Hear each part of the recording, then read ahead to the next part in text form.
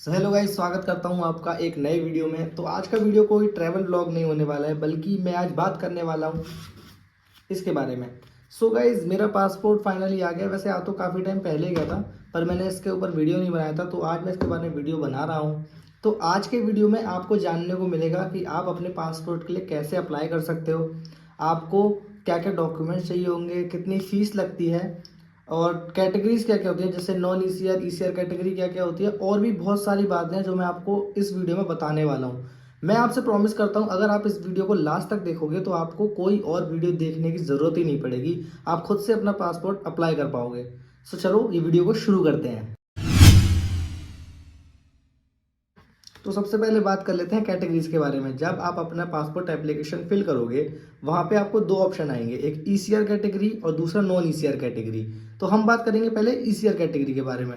तो ईसीआर का full form होता है इमिग्रेशन चेक रिक्वायर्ड। इस कैटेगरी की स्टैंप उन पासपोर्ट पे लगाई जाती है जहाँ पे जो पासपोर्ट होल्डर है उसकी एजुकेशन ज़्यादा नहीं होती। अब ऐसा किया किस लिए जाता है? तो अगर ऐसे लोग जैसे बाहर किसी कंट्री में जॉब के लिए अप्लाई करते हैं, जैसे लेबर की जॉब है उसके लिए अप्लाई करते हैं, तो वहाँ पे क्या होता है, कभी कभी ये लोग ना उस कंट्री में फंस जाते थे। इनका पासपोर्ट जमा कर लिया जाता था और फिर इनको बहुत ज़्यादा एक्सप्लॉइट किया जाता था। तो इन लोगों को इस चीज़ से बचाने के लिए इनके पासपोर्ट पे एक ईसीआर स्टैंप दी जाती है। अब उसका फ़ायदा क्या है? अब जब आप इंडिया के किसी भी एयरपोर्ट से बोर्ड करोगे फ्लाइट में, तो आपके पासपोर्ट पे अगर ईसीआर की स्टैंप है, तो जो ऑफिसर्स होंगे वहाँ पे, वो आपकी जिस कंपनी में आपने अप्लाई किया है उस कंपनी की प्रोफाइल को भी चेक करेंगे कि आप जहाँ जा रहे हो वो कंपनी जेन्युइन है या नहीं, आप वहाँ जाके फंस तो नहीं जाओगे। तो ऐसे लोगों को इस स्कैम से बचाने के लिए ईसीआर कैटेगरी पासपोर्ट पे दी जाती है। अब नॉन ईसीआर में सिंपली जिसमें इमिग्रेशन चेक की रिक्वायरमेंट नहीं होती है। तो ईसीआर के लिए मैं कैसे अपने आप को डिफाइन करूंगा? मैं ईसीआर में आता हूँ, नॉन ईसीआर में बहुत सिंपल है। अगर आपके पास 10th की मार्कशीट है तो आप नॉन ईसीआर में अप्लाई कर सकते हो। तो आपको नॉन ईसीआर में ही अप्लाई करना है। सिंपल सी बात है, समझ में आ गया होगा आपको। अब चलते हैं नेक्स्ट टॉपिक की तरफ। तो अब क्योंकि तुम लोगों को ईसीआर और नॉन ईसीआर में डिफरेंस समझ में आ गया है, तो अब सीधे चलते हैं कंप्यूटर स्क्रीन में, जहाँ पे मैं आपको बताऊंगा कि आपको अपना फॉर्म कैसे फिल करना है। तो मैं बिल्कुल जीरो से शुरू करूंगा। जो लोग नए हैं, जिन्होंने कभी भी अप्लाई नहीं किया है, अकाउंट कैसे क्रिएट करना है और फिर अप्लाई कैसे करना है, वो सब बातें बताऊंगा। तो प्लीज़ वीडियो को लास्ट तक देखना। तो चलो सीधे कंप्यूटर स्क्रीन पे चलते हैं। तो सबसे पहले आपको गूगल पे सर्च करना है पासपोर्ट सेवा। जैसे ही आप पासपोर्ट सेवा सर्च करोगे, तो जो सबसे पहला लिंक आएगा आपको उस पर क्लिक करना है। जब आप इस लिंक पर क्लिक करोगे तो आपके सामने एक विंडो खुल जाएगी। यहाँ आपको दिख रहा होगा न्यू यूज़र रजिस्ट्रेशन। आपको इसके ऊपर क्लिक करना है। इस पर क्लिक करने के बाद आपको इसमें सबसे पहले अपना जो भी नियरेस्ट पासपोर्ट ऑफिस है वो आपको सर्च कर लेना है। उसके बाद इसमें आपको अपना नाम डालना है, फिर आपको अपना सरनेम मेंशन करना है। उसके बाद आपको अपनी डेट ऑफ बर्थ डालनी है। इसमें जो भी आपकी डेट ऑफ बर्थ है वो उसमें डाल देना। उसके बाद आपको डालनी है एक ईमेल आईडी। अगर आपको इसी ईमेल आईडी को अपनी लॉगिन आईडी रखना है तो आप इसको येस कर देना। ये आप याद रखना, आपको बाद में काम में आएगी। और पासवर्ड जो आपको डालना है, पासवर्ड में आपका एक लेटर होना चाहिए, एक नंबर होना चाहिए, एक स्पेशल कैरेक्टर जरूर होना चाहिए। कम से कम 8 से 10 लेटर का आपका पासवर्ड होना चाहिए। उसके बाद ये नीचे डाल के आपको रजिस्टर करना है। अरे यार, तो मैंने ये ईमेल आईडी पहले यूज़ कर रखी है, तो मैं दूसरी ईमेल आईडी डालता हूँ। दूसरी ईमेल आईडी मैंने इसमें डाल दी है। इसके बाद मैं वापस से अपना पासवर्ड डालूंगा, जो मैं डाल रहा था पहले, मैंने पासवर्ड डाल दूंगा इसमें। और नीचे कन्फर्म पासवर्ड में भी सेम पासवर्ड डालना है आपको। इसमें एक ये हिंट क्वेश्चन है, इसमें आप कोई भी एक चूज़ करके वो डाल सकते हो। मैंने बर्थ सिटी लिया है, तो मैं इसे अपनी सिटी का नाम मेंशन कर दूंगा। ये आपको जब पासवर्ड अगर आप भूल जाते हो तो रिकवर करने में आपको हेल्प करता है। तो रजिस्ट्रेशन हमारा हो गया है, हमको अब इसको कंफर्म करना है। तो हमको जाना पड़ेगा मेल पे, क्योंकि वहाँ एक लिंक आया होगा, उससे हमको इसको कंफर्म करना पड़ेगा। तो मैंने अपना मेल ओपन कर लिया है और ये रहा मेल जो मेरे को पासपोर्ट सेवा से आया है। तो मैं इस मेल को ओपन कर लेता हूँ और नीचे स्क्रॉल डाउन करोगे तो आपको एक लिंक मिल जाएगी। इस लिंक पे जब आप क्लिक करोगे तो आप वापस आ जाओगे पासपोर्ट सेवा की वेबसाइट पे। यहाँ पे आपको अपनी यूज़र आईडी डालनी है और सबमिट कर देना है। उसके बाद आपको लॉगिन पेज पे ले जाएगा। यहाँ से एक लिंक आपको दिख जाए, क्लिक हेयर टू लॉगिन। आप इस पर क्लिक करोगे तो अब यहाँ पे आपको लॉगिन आईडी डालनी है अपनी। लॉगिन आईडी डालने के बाद आपको कंटिन्यू करना है। उसके बाद आपको अपना पासवर्ड डालना है और नीचे ये जो कैरेक्टर दे रखे हैं ये आपको कैरेक्टर उसमें डालने हैं। कैरेक्टर शायद गलत डाल दिए मैंने, तो दोबारा डालते हैं। तो इसको डालने के बाद में आपको लॉगिन कर लेना है। तो ये हो गया आपका अकाउंट रेडी पासपोर्ट बनाने के लिए। अब यहाँ पे आपको ऑप्शन दिख जाएगा अप्लाई फॉर फ्रेश पासपोर्ट। आपको इसके ऊपर क्लिक करना है। जब आप इसके ऊपर क्लिक करोगे तो नीचे आपको एक लिंक दिखेगा, स्क्रॉल डाउन करोगे तो click here to fill the application form. आपको इस पर क्लिक करना है। क्लिक करने के बाद आपको अपनी स्टेट चूज़ करनी है और अपनी डिस्ट्रिक्ट चूज़ करनी है। उसके बाद आपको चूज़ करना है फ्रेश पासपोर्ट, नॉर्मल, और अगर आपको 60 पेज का चाहिए तो 60 पेज आप चूज़ करोगे, नहीं तो आप 36 पेज को चूज़ करके कंटिन्यू कर सकते हो। उसके बाद आपको अपना नेम एंड अपना सरनेम वगैरह फिल करना है। डेट ऑफ बर्थ वगैरह इसमें आपको अपनी मेंशन करनी है। जो जो डिटेल्स आपसे इसमें पूछ रहा है आपको वो सारी डिटेल इसमें डालनी है। उसके बाद आपको पूछेगा is your birth place out of India, इसमें आपको नो कर देना है। उसके बाद आपको अपना इसमें स्टेट मेंशन करना है, अपना डिस्ट्रिक्ट मेंशन करना है, अपना मैरिटल स्टेटस बताना है। उसके बाद में इसमें आपको ऑप्शन आएगा सिटीजनशिप ऑफ इंडिया बाय, तो आपको उसमें बर्थ चूज़ करना।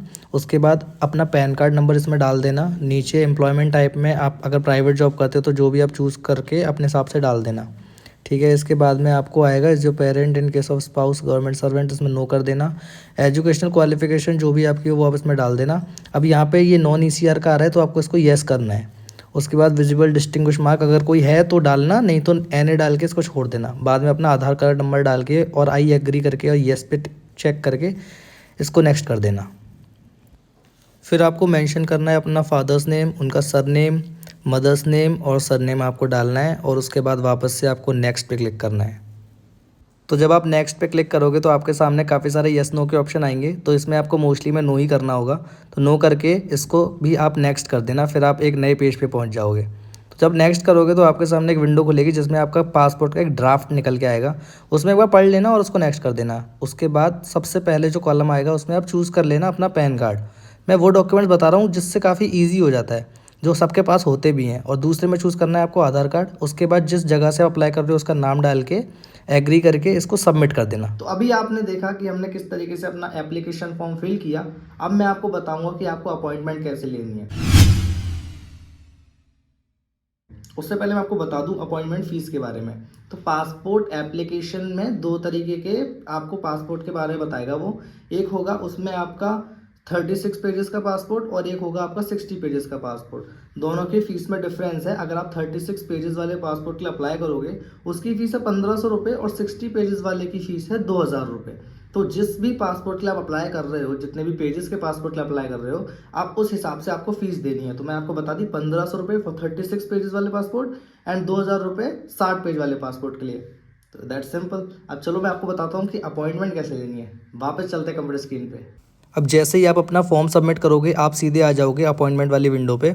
इसमें सबसे ऊपर आपको दिख रहा होगा पे एंड शेड्यूल अपॉइंटमेंट, आपको इसके ऊपर क्लिक करना है और ये स्टेट बैंक का जो आएगा इस पर क्लिक करके नेक्स्ट कर देना है आपको। इसके बाद आपको यहाँ पे आपका फ़ाइल नंबर वगैरह आ जाएगा।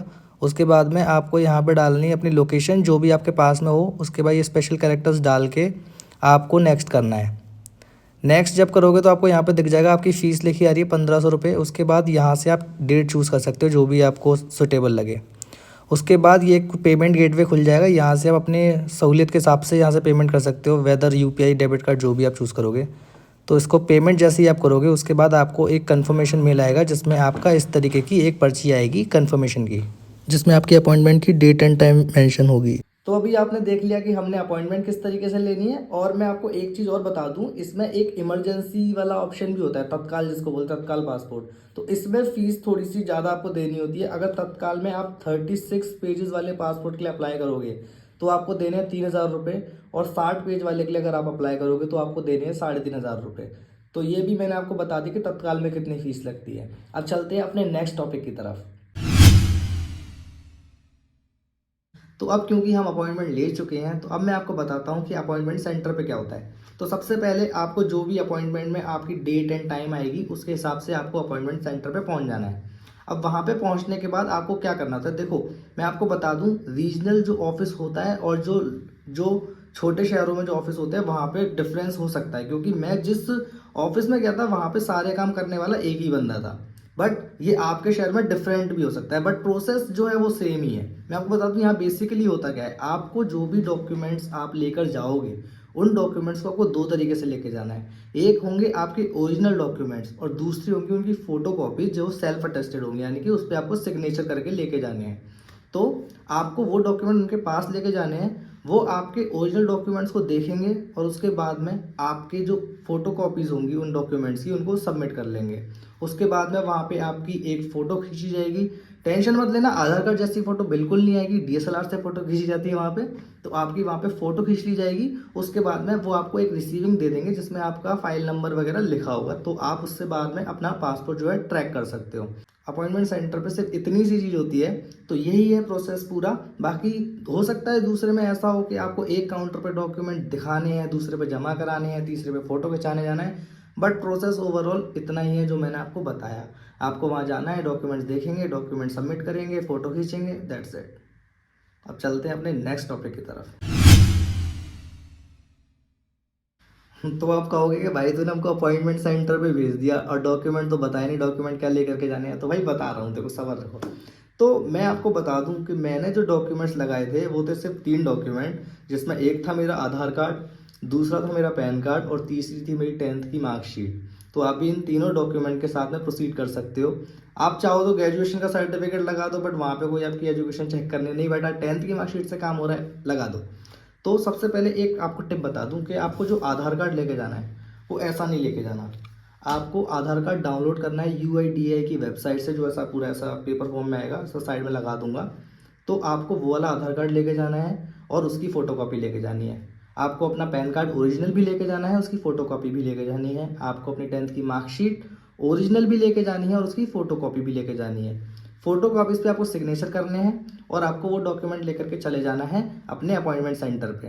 तो यही डॉक्यूमेंट्स की आपको रिक्वायरमेंट रहेगी, इन डॉक्यूमेंट्स से आपका काम ईजिली हो जाएगा। इसमें मैं आपको एक सजेशन दे देता हूँ कि आपके पासवर्ड में दिक्कत आ सकती है अगर आप वो चीज़ नहीं करोगे तो जैसे कि मानो कि किसी का नाम ऋतिक है और उसके आधार कार्ड में उसकी स्पेलिंग लिखी हुई है RITIK और वही स्पेलिंग पैन कार्ड में लिखी है HRITHIK। तो ऐसा प्लीज़ मत करना, उससे आपके पासपोर्ट एप्लीकेशन में दिक्कत आ सकती है। या डेट ऑफ बर्थ किसी में कुछ है, किसी में कुछ है, वो नहीं होना चाहिए। तो सबसे पहले आप उन डॉक्यूमेंट्स में करेक्शन कराओ, उसके बाद में आप पासपोर्ट के लिए अप्लाई करो, तो पासपोर्ट में कोई दिक्कत नहीं आएगी। क्योंकि अगर ऐसा कुछ डॉक्यूमेंट्स में दिक्कत है तो पासपोर्ट में आपको दिक्कत आ सकती है मिलने में, आपका पासपोर्ट लेट भी हो सकता है और आपको हो सकता है कि बहुत ज़्यादा परेशानी भी हो जाए पासपोर्ट के चक्कर में, आपको बार बार चक्कर लगाने पड़ जाएंगे। तो पहले अपने डॉक्यूमेंट्स को करेक्ट कराओ, उसके बाद में पासपोर्ट के लिए अप्लाई कर दो। तो होप करता हूँ आपको इतनी बात मेरी समझ में आ गई होगी। अब चलते हैं अपने नेक्स्ट टॉपिक की तरफ। तो जब आप अपने डॉक्यूमेंट्स को जमा कराओगे तो समझ लो कि आपका आधा काम हो चुका है। अब आपका रह जाएगा पुलिस वेरिफिकेशन। तो पुलिस वेरिफिकेशन भी भाई कुछ ऐसा टफ नहीं है। पुलिस वेरिफिकेशन में बहुत नॉर्मल क्वेश्चंस आपसे पूछे जाते हैं और मेरे से जो डॉक्यूमेंट्स मांगे गए थे वो था मेरा इलेक्ट्रिसिटी बिल, मेरा आधार कार्ड और मेरा पैन कार्ड। मेरे को फ़ोन करके उन्होंने बोला था कि आप थाने में आ जाओ, तो मैं वो तीनों डॉक्यूमेंट लेके जो उन्होंने फ़ोन पे बताए थे मैं वो लेकर के चला गया। उन्होंने मेरे डॉक्यूमेंट सबमिट किए, एक दो नॉर्मल क्वेश्चन पूछे कि मैं कब से यहाँ रह रहा हूँ, ये सब, और बस दैट्स इट, हो गया पुलिस वेरिफिकेशन। तो पुलिस वेरिफिकेशन होने के बाद अब आपके मन में क्वेश्चन आएगा कि कितने टाइम में मेरा पासपोर्ट मेरे पास आ जाएगा। तो भाई मेरा जो पासपोर्ट आ गया था वो आ गया था विद इन 14 डेज, यानी 13वें दिन पे शायद मेरा पासपोर्ट मेरे पास आ गया था पुलिस वेरिफिकेशन के बाद।